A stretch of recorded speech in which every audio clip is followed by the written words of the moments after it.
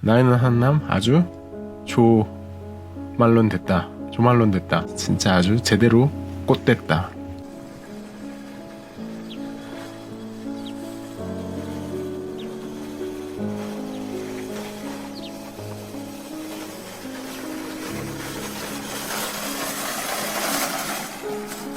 여러분 안녕하세요.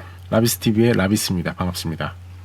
오늘은 나인원 한남에 대한 이야기를 해보려고 하고 있습니다. 미친놈이 신혼부부 대출 막 이야기하고 막 3억 아파트 이야기 하다가 나인원은 왜 이야기하느냐, 이런 이야기들을 또 알아야 여러분 더 높은 이상으로 나아갈 수 있습니다. 그리고 미래의 여러분들이 나인원에 들어가실 분들이기 때문에, 나인원 여러분들이라고 나인원 한남더일 못 들어갈 것 같습니까? 들어갈 수 있습니다.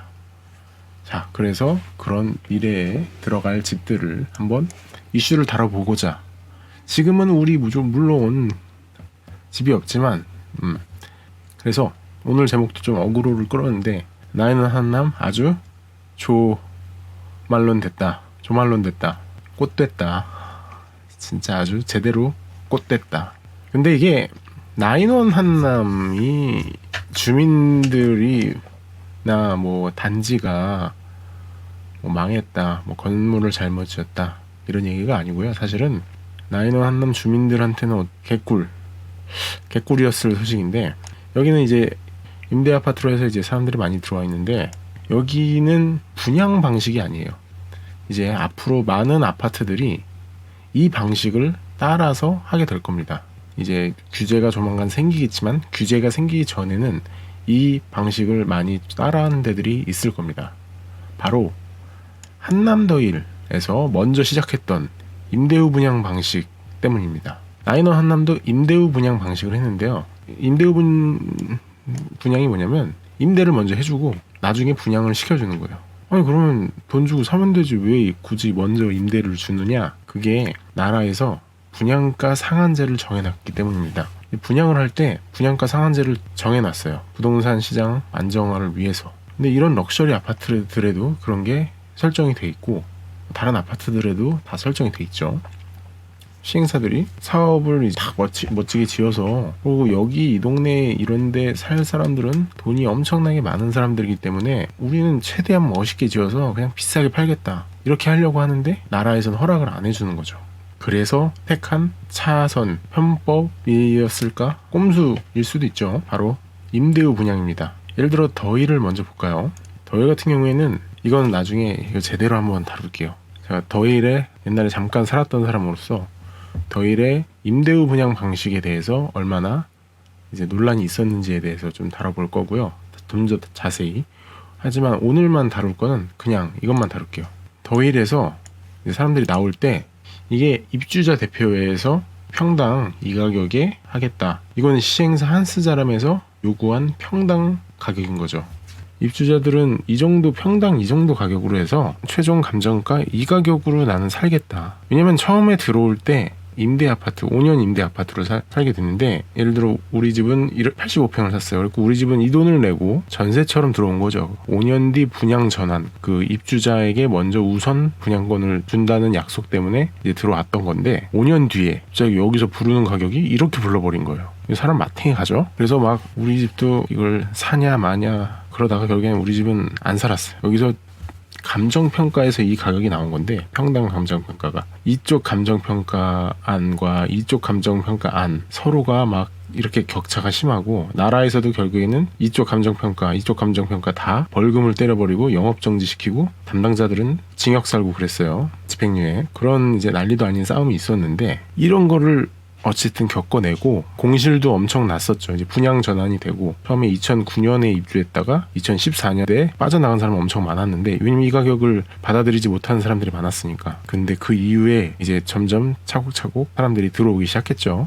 지금은 거의 다 들어온 걸로 알고 있어요. 그래갖고 이 시행사 한스자람은 어마어마한 돈을 벌었습니다. 나중에도 한번 언급을 제대로 할 텐데, 어떤 기사에서는 50억으로 시작한 이 사업이 1조의 수익을 안겨줬다, 그렇게 제목으로 나온 부분도 있습니다. 나중에 자세히 한번 다뤄볼게요. 더일은 여기까지 얘기하고,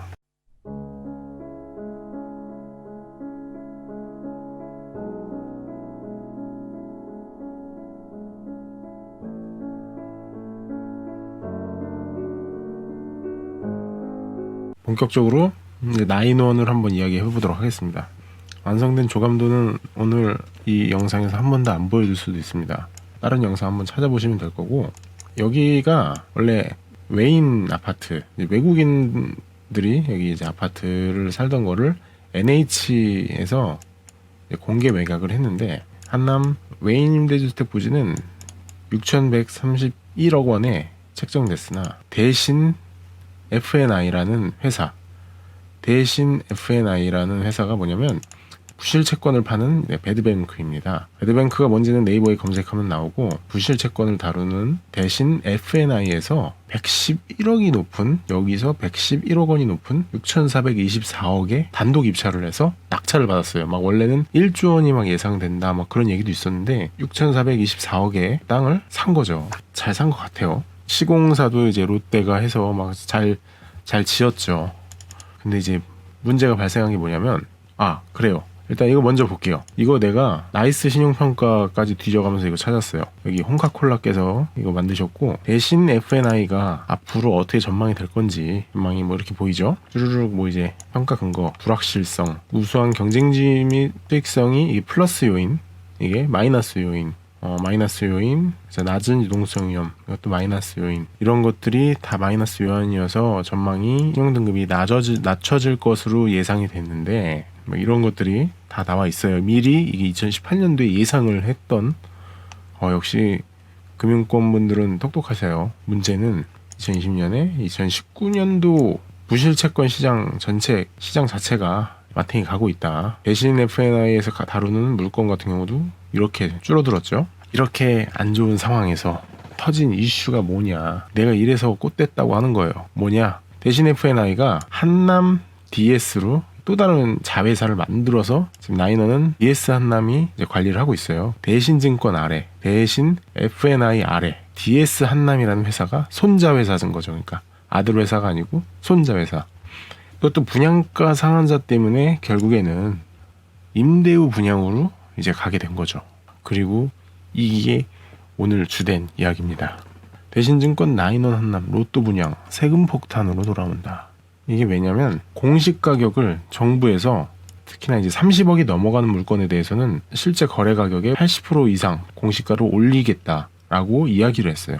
지금 이제 나인원 한남이 꼼수 입주라는 주민들에게 혜택이 어떻게 보면 있었던 거거든요. 왜냐면 4년 동안 임대로 들어갔을 때 주민들은 종부세, 재산세를 안 내요.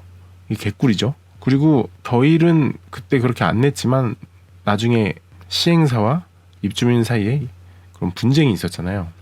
애초에 여기서는 분쟁을 안 하게끔 분양가를 정해놨어요. 입주민들은 마음 졸일 필요도 없고 분양 시즌 돼서 분양만 하면 되는 거고, 그리고 그 사이에 세금을 안 내도 되는 거고, 그래갖고 세이브하는 세금이 세대당 뭐 한 2억 정도라는 이야기도 있어요. 여기서 다 떠안아야 되는데 숫자 대신 떠안을 세금만 적게 잡아도 500억 원, 최대 800억 원이 넘어가는 추산된다.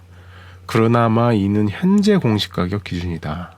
계속 공시가는 오르고 있고 세금은 점점 더 불어나겠죠. 결국엔 DS 한남의 손실은 대신 FNI로 이어지고, 대신 FNI의 손실은 대신증권의 손실로 이어지기 때문에 대신증권이 뭐 힘들 것 같다, 이런 이슈들이 있습니다. 입주민이, 그리고 저는 약간 불경기가 올 것 같다는 항상 전제를 이제 깔고 여러 가지 이야기를 하겠다고 이제 말씀을 드렸는데, 불경기가 오면 이 부실채권 시장도 더 얼어붙게 되거든요. 수익성이나 전망이 배드뱅크라고 하는 대신 FNI 같은 경우에는 굉장히 악화될 거고, 세금 이슈, 정책 이슈 때문에 더 손해를 볼 거고. 근데 입주민 입장에서는 개꿀이죠. 처음에 분양 계약할 때도 이렇게 재산세나 종부세가 이렇게 오를지도 몰랐고, 나인원 실제로 입주하시는 분이시고 굉장히 슈퍼카나 뭐 그런 걸로도 유명하신 분인데, 터보 832 다른 유튜버 분인데 언급해도 되는지 모르겠습니다만 이게 굉장히 저도 팬입니다. 하여튼 그분께서 같이 파트너이신 그런 알파카라고 하시는 또 부동산 전문가님이랑 이렇게 대화하시는 내용을 보면, 터보 832 유튜브 그 주변에 뒤쪽에 음식점들이나 주변에 평당 가격이 9천만 원까지 올랐다. 여기는 평당 가격이 나인원 하는 분양 전용 가격은 평균 6천만 원, 펜트하우스는 1억 원 안팎이다. 그러니까 평균 6천만 원인데 지금 이미 근처 시세가 9천만 원이라는 이야기도 돌고 있으니까 앞으로 여기가 얼마나 더 평당 가격이 오르겠죠. 주변의 인프라는 더 발전될 거고, 특히나 저 용산 매니아라 용산 물건들을 앞으로도 계속 다룰 거예요. 특히나 오래된 물건들 많이 다룰 건데 수익성을 극대화하고 이제 주변 인프라, 공원들, 녹지 뭐 그런 것들 다 이야기를 하는 것들인데, 여기는 이미 그런 것들을 다 갖추고 있고 앞으로도 호재만 남았고, 용산구는 이미 어마어마하게 변화되고 있고, 나인원 한남 가로치고 시행사가 꽃됐다를 이렇게 한번 길게 풀어내 봤습니다. 이제 앞으로 또 집중적으로 볼 거는 오래된 물건들. 사실 이 나인원 물건을 굳이 이야기한 이유는 제가 다음 화 때 이걸 다루려고 그래요. 한남 더일과 나인원 한남의 뒤를 잇는 고급 타운하우스가 될 단지를 소개해 드리도록 하겠습니다. 아직은 저평가돼 있고 지금 이미 평가를 많이 받아서 시세가 갑자기 2배가 됐는데, 그래도 더 높은 평가를 받게 될 아파트 단지를 제가 소개하도록 하겠습니다. 여튼 다음에 다룰 물건이 그거기 때문에 한번 오늘 나인원 한남을 한번 다뤄봤고요. 오늘도 어그로에 끌리신 여러분 감사하고, 자 그러면